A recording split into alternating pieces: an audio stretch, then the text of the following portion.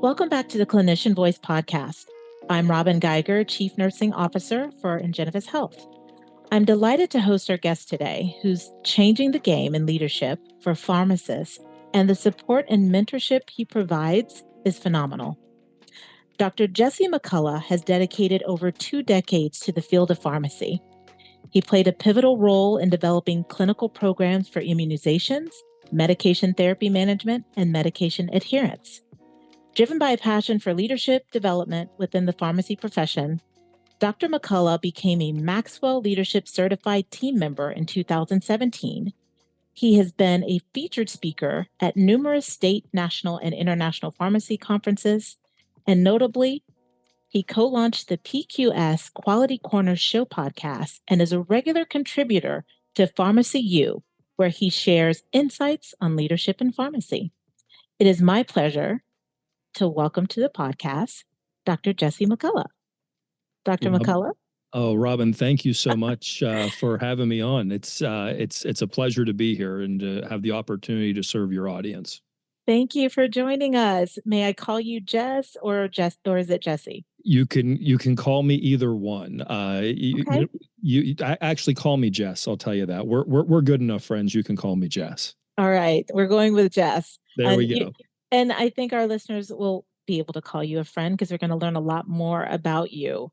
So if we could start there, why don't you tell me more about Dr. McCullough? Like, what's your current role and background? Well, let's start in the background. I am actually a farm kid who became a pharmacist. Okay. That's my story. I started, I still live in Northwest Pennsylvania, and I started out as a community pharmacist. I traveled all over Northwest Pennsylvania, working in about 30 different pharmacies from the shores of Lake Erie to about a half hour north of Pittsburgh, from the Ohio state line as far east as Punxsutawney. So the home of the groundhog. I have spent some time. There.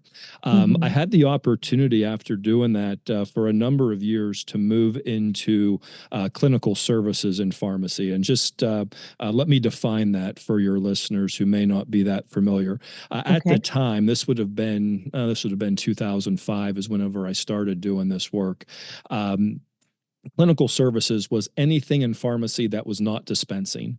Like if anything was not squarely in the realm of traditional dispensing, we labeled it clinical, and it got kicked to the clinical services team. So we had the opportunity to work on all sorts of things.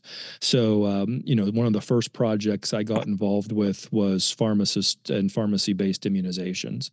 I got the call in 2005. Hey, Jess, can you get about a dozen pharmacists trained to give immunizations? And at the time, I wasn't that sophisticated. I thought, what on earth are pharmacists doing giving immunizations? Right. And you fast forward about 5 or 6 years, and we had gone from 12 or 13 of us in that first year to 12 or 13,000 pharmacists trained across the entire company.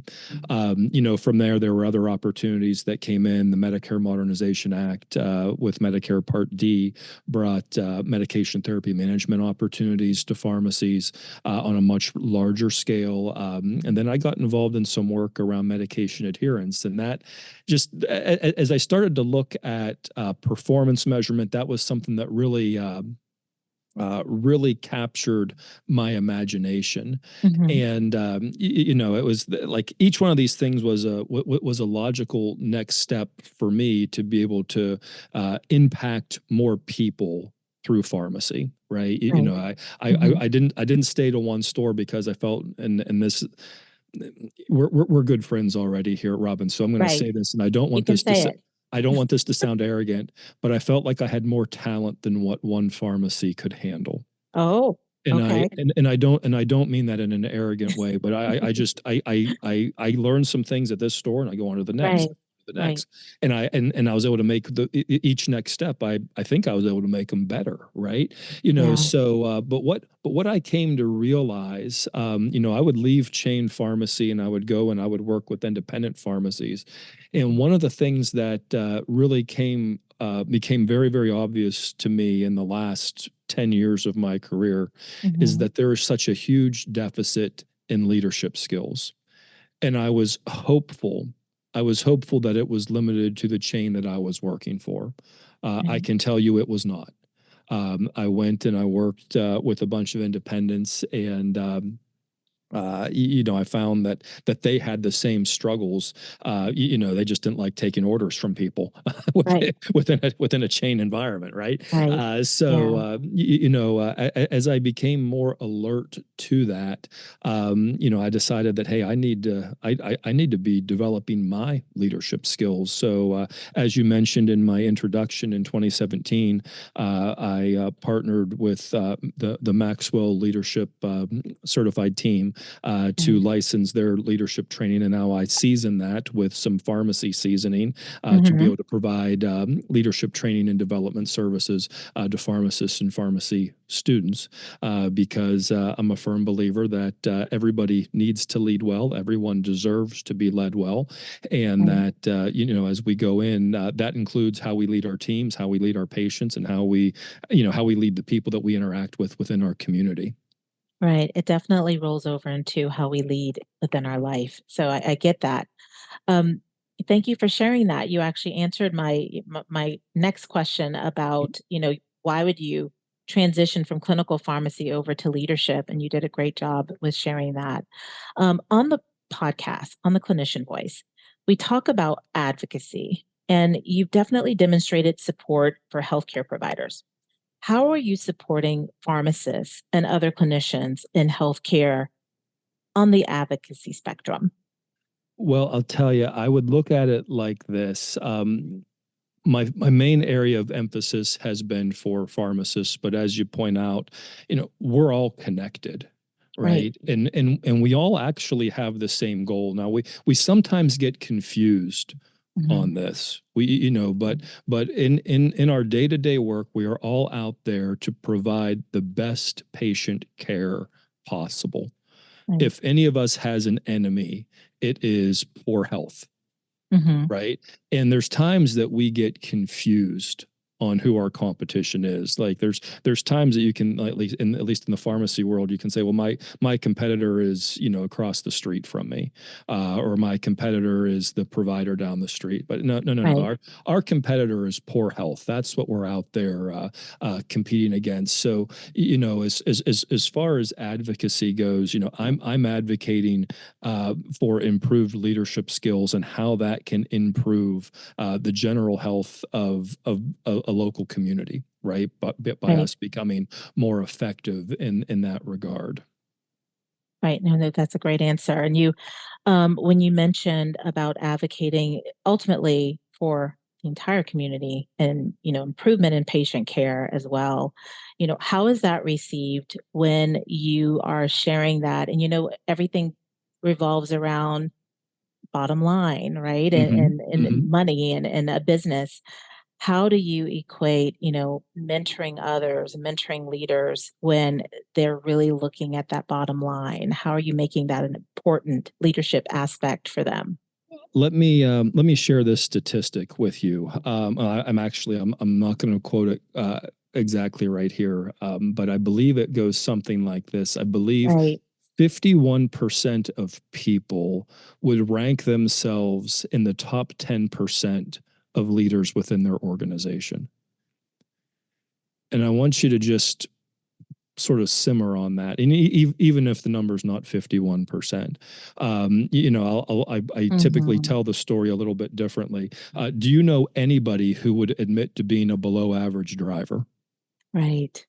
Like No, nobody does. Like no one's going to admit it. it's like Right. no, and to that end, what I find is that there's a lot of folks that just arbitrarily would consider themselves to be an above average leader.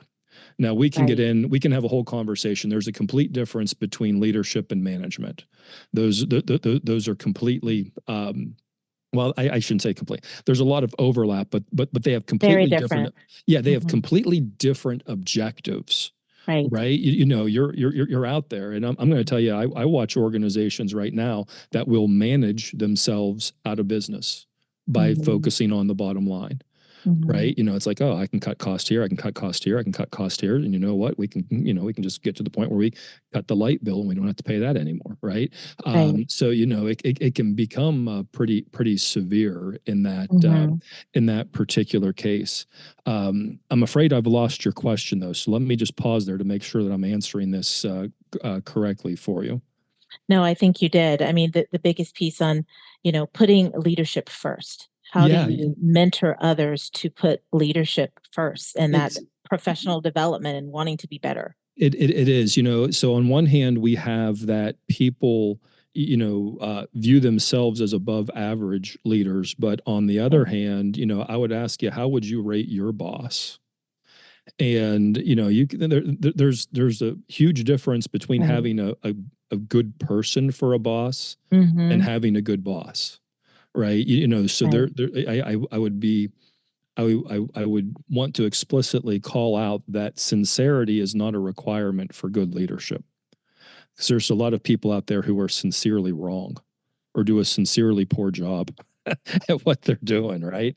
Right. So but I would tell you that there's a lot of people that look at their boss and they say, "Oh my goodness, my boss is underwater.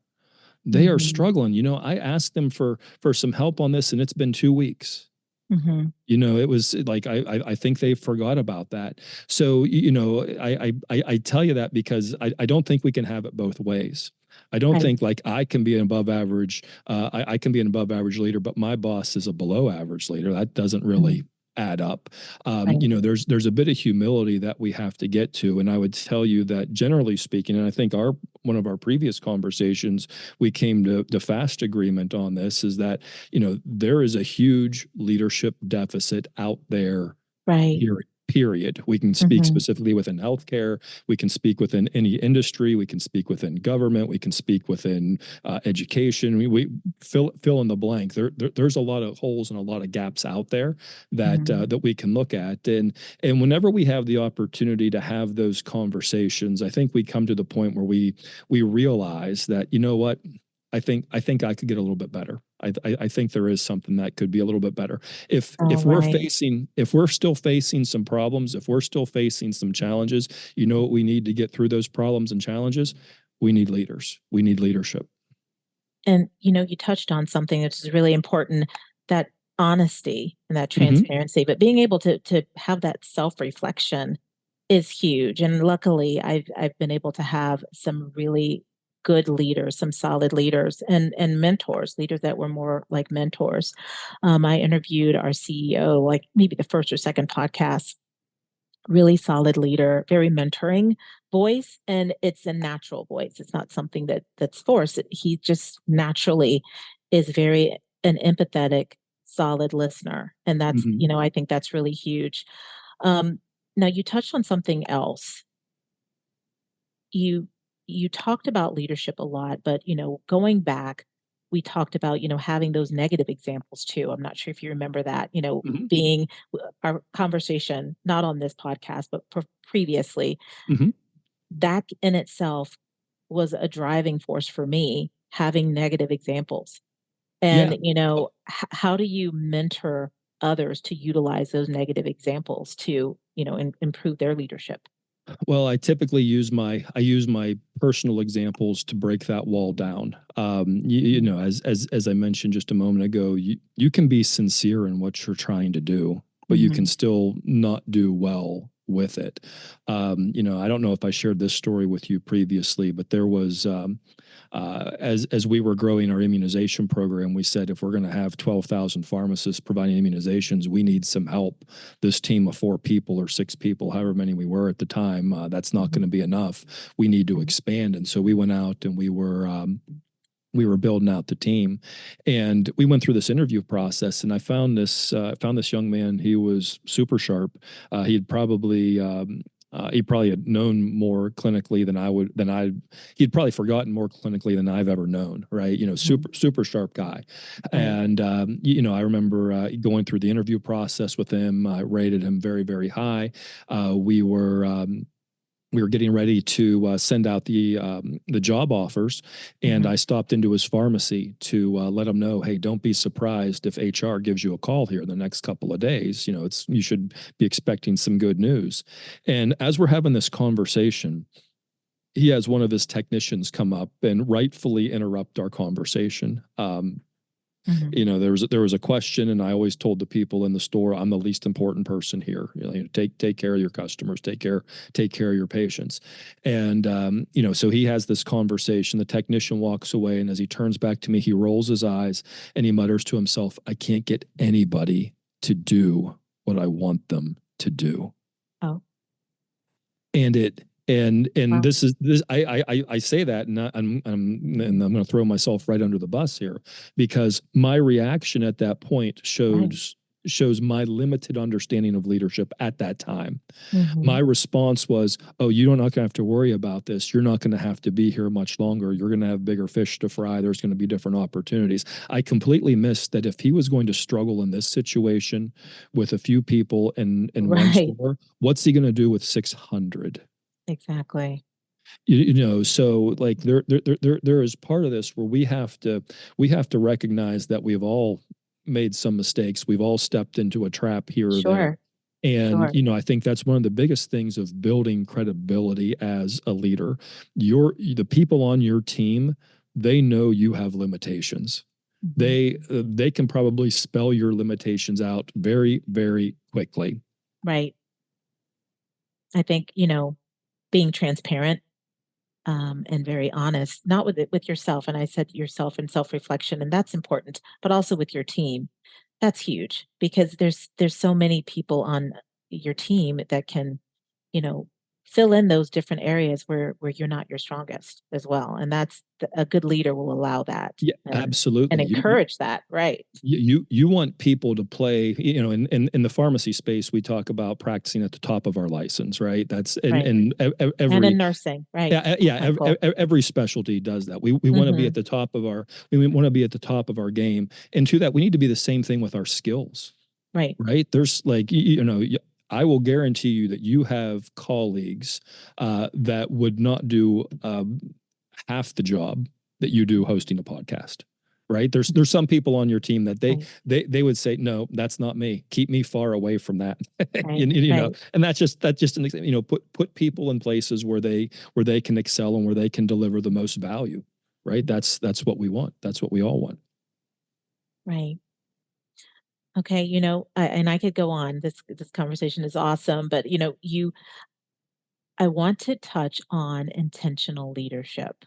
Okay. And I know that your work focuses on this. Mm-hmm. Can you share more about just what is it? What does it mean to Well, you and yeah. why is it so important?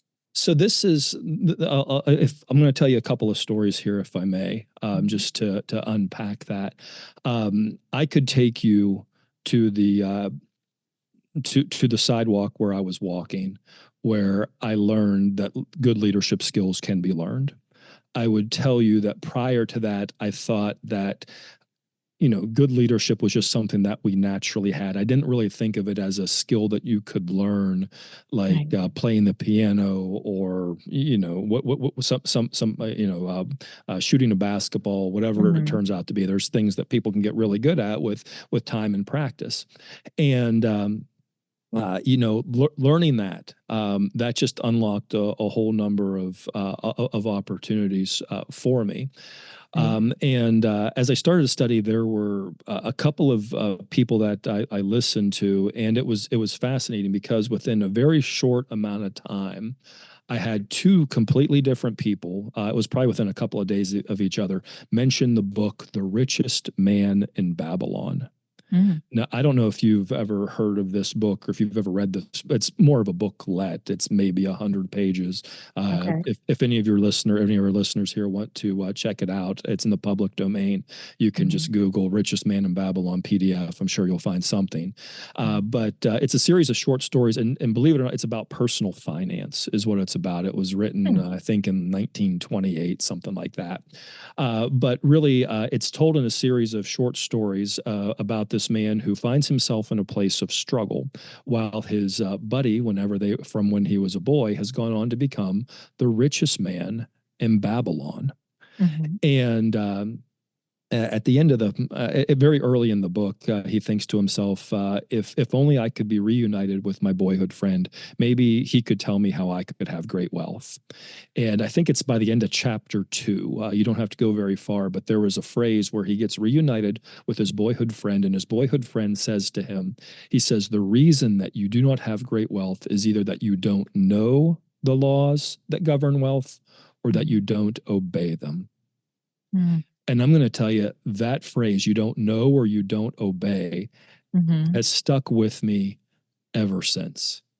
It has stuck with me ever since. Mm-hmm. Now it's interesting. And one of the laws that I look at that govern leadership is the law of intentionality. The law of intentionality says good things don't just happen, right? Or things don't just happen. Things happen just is sort of my footnote to that. So if we're not intentional about leading well, what do you think's going to happen? We just naturally, like, I don't know, have you ever had a day that's sort of gone sideways, gone out of control? Absolutely. I know the answer to that. I bet you do. Yeah, because your answer is the same as my answer. I've had all Absolutely. sorts of days that have gone All of sideways. us, Yeah, everyone. Yeah. maybe it's been today, right? Mm-hmm. That's just where it is, and I would tell you, that's a big part of why I joined the Maxwell leadership, was because a lot of way they frame things is through the Right. lens of laws.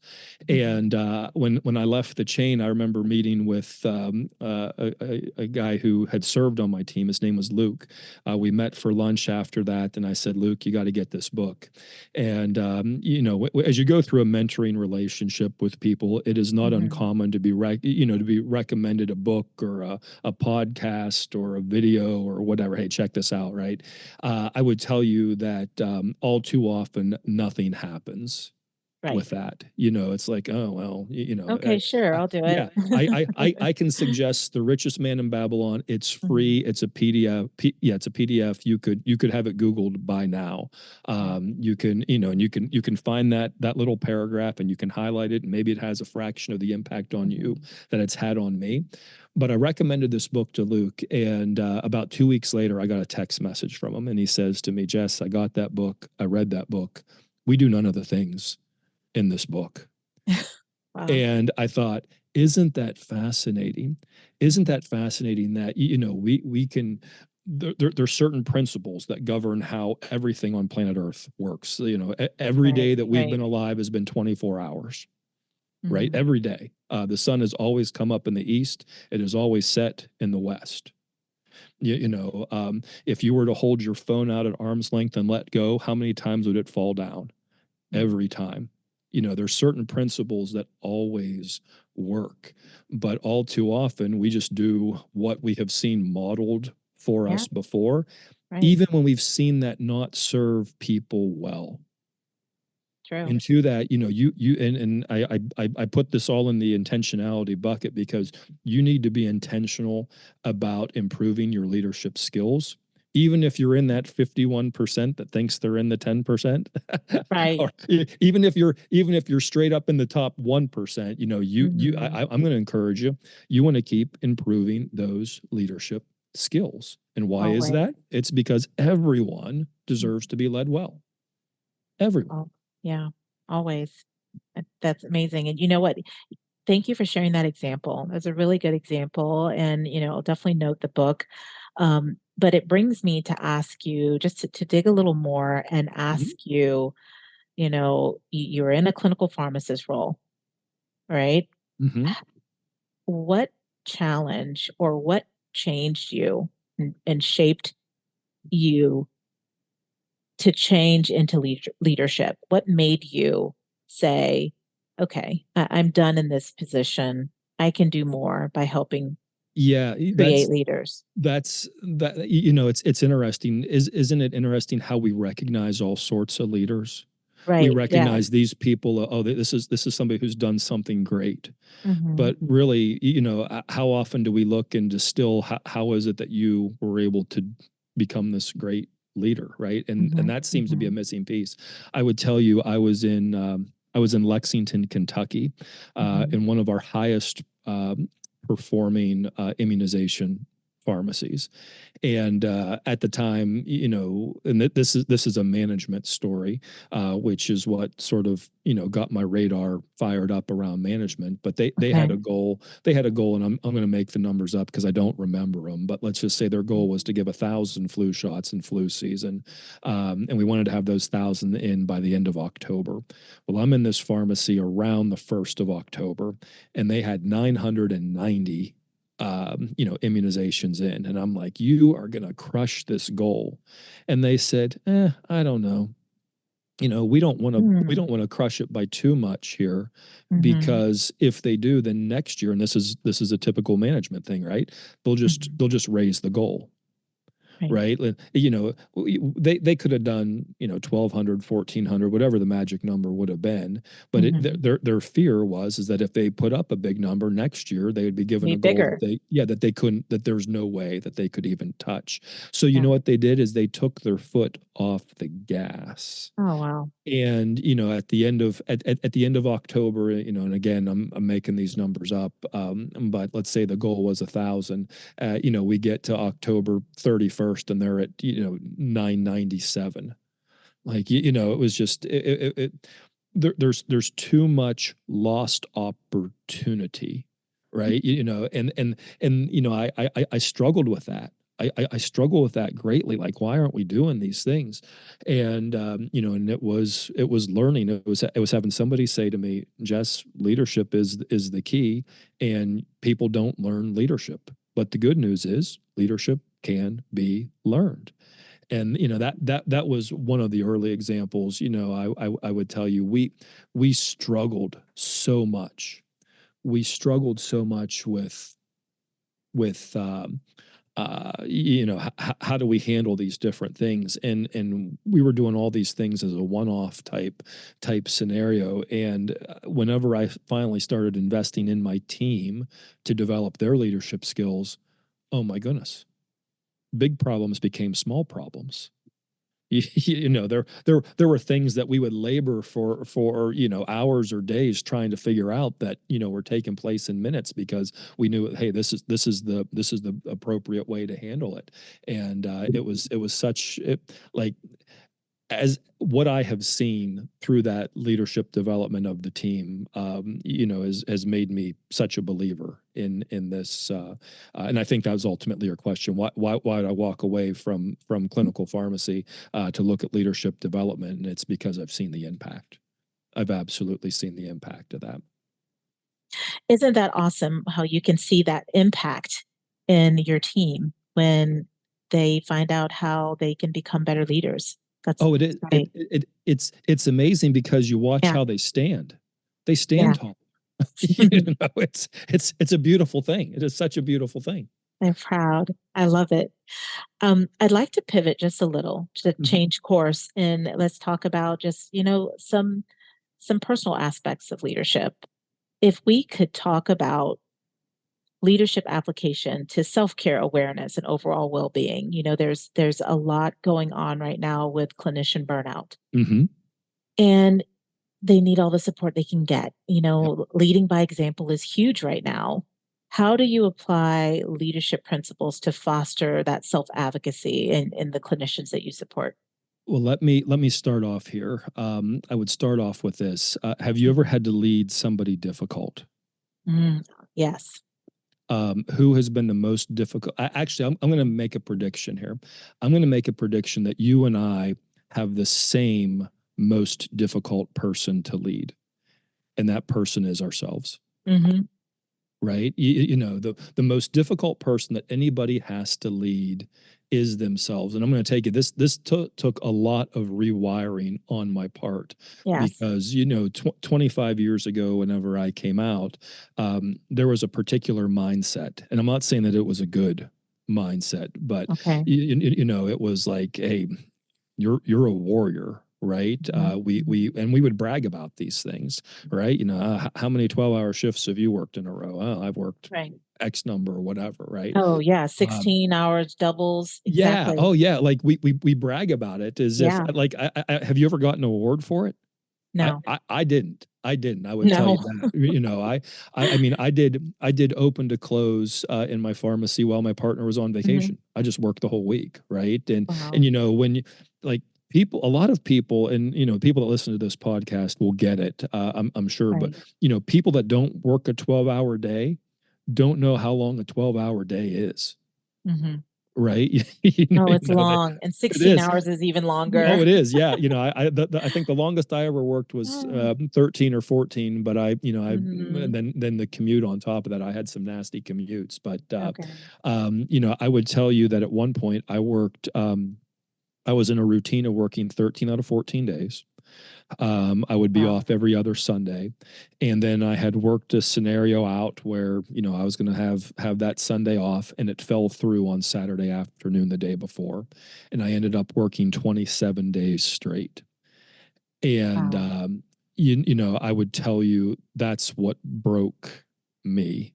I Hmm. was like that, like I don't know if it's possible to provide worse care than what I provided in those second 13 days.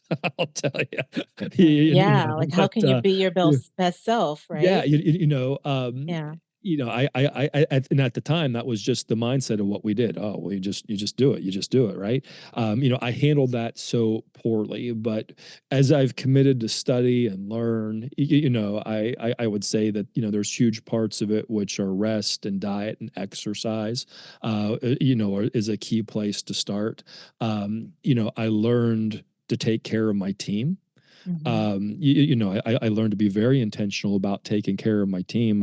At one point I had a member of my team who lived in Rhode Island, and she would come in and she would cover she had several hundred stores in Pennsylvania, and so she would drive from Rhode Island into Pennsylvania most weeks.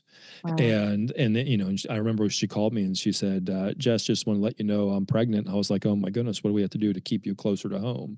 All Yeah. these different things. How do we take care of you? Which that was such a dramatic pivot from many years earlier in my career when Hmm. if I had a pharmacist call me and said, hey Jess, I'm pregnant, I would say, oh, good for you. And then I would think, oh my goodness, how are we ever going to cover this store? Oh, I yeah. remember getting the phone call that one of our pharmacists had gone into labor, and the way that conversation ended was, that means she's going to be back in 8 weeks, Hmm. right? It was Hmm. just that, like, there was a desperation of that Sad. Yeah. of that particular time. But I've learned that you've got to take care of the people who take care of you. Right. That's one of those things, and I don't know that I see enough of that today. Mhm. I think there's a lot of people out there that want to take care of the people, but they don't know How? how Yeah. to. And this is one of those key differences between leadership and management, Hmm. right? Because what managers do is managers try to treat everybody the same. Hmm. But what leaders do is they recognize we got to treat everybody differently. Their individual differences. Right. Yeah, like you have some needs that are different Right. than mine. I Hmm. would hazard a guess you're much tougher than what I am. As an art, I'm actually, I pretty know tough. I'm pretty tough. yeah, I know that you're tougher than me, Hmm. right? We're Right. not going to compare notes on that, right? And so how a leader should take care of you would be different than how a leader should take care of me. And so, Right. whenever you take that time and you connect with your team and you make that real and authentic connection, that is so key. That is so key. It is. I did Yeah. I know we met on LinkedIn, and I do my Hmm. best to write on LinkedIn. I try to do it every day, but Right. I did a writing here a couple of days ago on the word resourceful. Mhm. And resourceful is a word that, whenever I looked at that, what came to my mind was MacGyver. When we were kids, MacGyver was a was a big TV show, and he could take a rubber band and some, a bubblegum wrapper and do whatever, right? Hmm. But you would say MacGyver was resourceful, but really resourceful it's a word that has a prefix, a root, and a suffix. Right. Means again, full means to be full of, but in the middle you have that source. Mhm. And resourceful means that you need to be again full of whatever your source is. Mhm. And it's real easy to get cut off from that source, and when you get cut off from that source, that's when you burn out, right? Yeah. uh, Yeah. i I had one of the object lessons that I like to use is are you able to solve a Rubik's cube by chance, Robin? I don't think I've ever tried. Okay, but you know what a Rubik's cube is, right? I Yeah, trust that I do know what a Rubik's Cube is. yeah. Honestly, I think I picked one up for a few seconds and I was like, I'm done with this. I'm It not will. gonna. I use that. I use that as a lesson, Right. right? So a couple years ago, I got my daughter a Rubik's cube for Christmas, and the thing is that once you know how to solve a Rubik's cube, do you know how many Rubik's cubes you can solve? The answer is all of them, Mhm.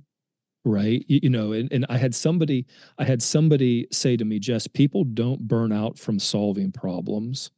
People burn out from not solving the same problem. Yeah. And that is something that has stuck with Oh, me. wow. That's awesome. It That's an it has awesome and stuck very it. accurate. Oh, it is, right? And I Wow. use Yeah. I use I use the Rubik's cube as an example because a Rubik's cube, if you know how to do it, it's easy, right? Now, I mean, for me, it's easy. It takes me like 8 minutes to do it, but Really? I mean, well, I'm Now I slow. want to, and now I want to find a Rubik's Cube. Yeah, well, and you know how I learned. I Challenge ended. accepted. Yeah, there we go. We'll do that when we meet up. We'll exchange Rubik's cubes here, and we'll figure it out. But Okay. the fact of the matter is that there's rules, there's laws that govern Right. how you solve a Rubik's cube, and if you know them, you can do it. And you know how many Rubik's cubes you can do that with? All of them. You can do it with all of them. People don't burn out from solving problems. People burn out from not solving the same problem. So if you don't know how to solve that Rubik's cube, you pick it up and you play around with it for a few minutes, and you're like, "This thing is stupid," and you put it Hmm. down, There you and go. it's like, "That's it. I'm done." Or it's not And interesting. Yeah. yeah, now maybe you get there and you'll solve one side, and if you're lucky, maybe you can get two. But there's a routine for it. There is a routine, and whenever I got my daughter that Rubik's cube for Yeah. Christmas, I said we sat down and we watched videos and we learned how to do it. And Okay. as long as I mean, the video that we watched was about a half hour long. Okay. But we learn the different algorithms. We learn the laws that govern it. And you know what? If I don't pick a Rubik's cube up for a while, I'm a little Yeah. bit rusty. But you Right. know what? It'll come back to me. I'm like, I know to do this. I do that. I get the bottom, and then I do the middle layer, and then I Mhm. do this at the top. And there's a mechanism to do that.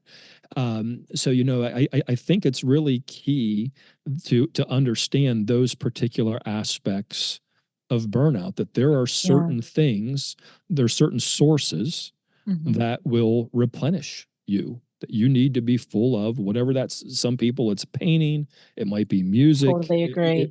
it's Yeah.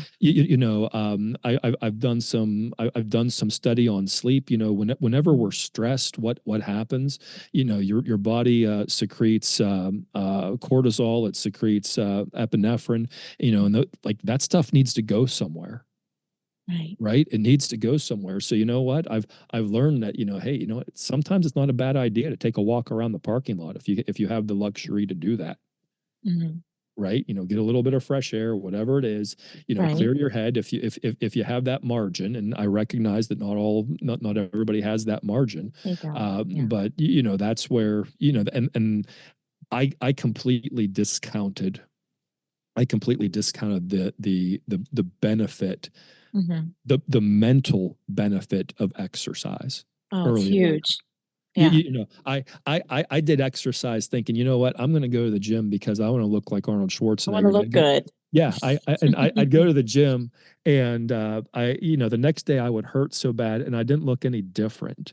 But what I found was, I got into the routine of walking 10,000 steps a day, and I did that for a Right, number of years, right. and that didn't really get me into pristine shape. But I'm going to tell you, my thinking was so clear Yeah, and in the doing that. endorphins. Yeah. Yeah, yeah, Hmm. and there's a sense of accomplishment with that, and you're burning off some of those hormones and neurotransmitters that otherwise, keep you bound up, keep you fired up. No, I agree. At in Genevis, we have the ACT program, and Hmm. I was sharing that with you, where we are definitely supporting clinicians through advocacy, career support, and then giving them those tools to apply to their personal aspects of their own life story, and Hmm. hopefully to create self advocacy and well being. So just it was interesting to ask you that and wonder, and I'm hoping that everyone is supporting that and all leaders and mentors are sharing not just business aspects of leadership, but how to apply it to your personal story so Yep, that you can keep replenishing. I yep. agree. Repetitive challenges that you're definitely going to get burned out if you have that. Hmm. You need Hmm. to, so that's, thank you for sharing that. Yeah. And, I want to know what's ahead for Dr. Jesse McCullough. What's ahead for you? What does What's this look what like? you know what if I wish I knew. I wish I knew, but Yeah. I just keep sharing the message, and I keep sharing this message because it's made such a difference in my Mhm. life. And the message is this: is that leadership skills can be learned. And this is a message for every frontline healthcare worker out there. I don't care where you are. I would advocate for you to learn leadership skills. Um, in my case, I present this message to pharmacists and pharmacy students. Right. Having the privilege to speak with you here. Yeah. Maybe I should expand it and just share it with all healthcare workers. I don't know. Absolutely. That's where we are. But everybody needs that, right? Everybody needs that, and it comes back to something that my mentor told me years ago. He said, "Jess, everyone deserves to be led well." And I'll tell you, when he gave me that counsel, I didn't want to believe him. I was Mhm. like, that sounds pretty steep. Everybody know, this is when your kid says everybody has a cell phone, dad. And it's like, really, everybody? Yeah, Uh, it's a but stretch. Right. but he said everybody deserves to be led well, and I said, well, Yeah. let me just wrestle with that a little bit. And I said, well, maybe I can make a list of people who don't need to be led well. Oh, who don't And I'm going deserve to tell, it. you can't put anybody on that list. Right. Even people you don't like don't deserve to be on that list. Everyone deserves That's to true. be led well. And Mhm. now in the world of pharmacy, I would go so far as to say that everybody needs, and this is going to sound awful. I haven't figured out the right language for this yet, Uh-oh. but I would Okay. say I would say everybody needs to be medicated well. And now feel free to laugh at me because I don't know that Yeah, that's that sounds that requires some more work. yeah, yeah, like and I thought, well, maybe it should be everybody deserves to be well medicated, and I thought I don't know that that's any better either. That's worse. But from a pharmacist's point of view, we Right. want we want the we want the therapy to serve the patient well. The patient Right. deserves to be led well, Yeah. right? That's what it's. Let me just ask if any of your listeners have a better way of saying that, please reach out to me. We'll let you know. Throw me a lifeline here. I can't, Well, I can tell but you though, you're onto something because it definitely incorporates equity. Like mhm, everyone has a right to be yeah. treated well, to led well. I get it. I mean, Mm, you want that mentor. It ultimately affects your role, your position, your job, mhm. and how you care for patients. So I definitely understand that. I think the other thing, you let us know what that saying turns into, but Yeah, well, the I lead will. well, we can go with that one. Yeah, well, yeah, we'll start there. We'll figure out the rest of it here sometime. But Right. maybe I need to have a contest. I don't know. That But would be good. That would be good. but No. when people are led well, they're Mhm. getting the best care that they can get. Right. I would agree I with think that. I think that's where we are. So I would agree with that. And I know that, we're running out of time here today, but is there anything else that you would like to share with our audience today? Just a couple of things. I'm in the leadership training and development Okay. space here. So if I can be of any service to any of your listeners, Sure. opportunities to speak or train, I would invite you to connect with me on LinkedIn. You can find me there. That's Robin. That's how you and I met. So that's Right. a good place to And be. and I would offer, if they had questions for you, they can Yeah. email us at Ingenivis at act program at ingenivis.com, or act@ingenivis.com, I should say. And, be happy to forward any of those Yeah. questions or connections over to you. Yep. It has certainly been a pleasure speaking with you today, Dr. McCullough. Can I just add one thing here, if Sure. I may, before we go? My mentor gives me this counsel as well. He said, if you see somebody and they're breathing, know this: know that they need to be encouraged. And so I want to just offer a word of encouragement to our listeners here today. So if I may, I'm going to speak directly to you. My name's Jess. I'm your friend, and I want what's best for you, and I want what's best for the people that you provide care to. Right. So no matter how much or how little leadership training you've had or you think you've had, I want you to be encouraged with this, that there is opportunity for you to improve your leadership skills. And I want to give you this encouragement as well, because this was the encouragement that I needed to have. And it's that you don't need permission to start. Don't wait on somebody to say, oh, I'm coming along, I'm going to develop you as a leader, because Right. I'm going to tell you, I waited an awful long time and nobody came and told me that. I Mm. had to figure that out on my own.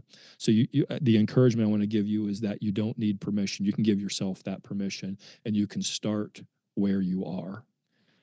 No, I appreciate you sharing that, Dr. McCullough. And again, it's been awesome just hearing your story and what motivates and resonates with you to, create these amazing leaders out there. And I thank you for those last thoughts and comments. And thank you for spending time with us on the podcast today. Well, I thank you so much for the invitation. I hadn't found you before I came on here, but after we had our first conversation, I started listening to some of your podcasts, and wow, what a Oh, privilege it is to have the opportunity to share with you and your listeners here. I very much appreciate it, and the opportunity ever comes up, I would welcome it to come back and share with you some more. thank you, sir. Wonderful. And to our listeners, we hope that you will join us next time on The Clinician Voice.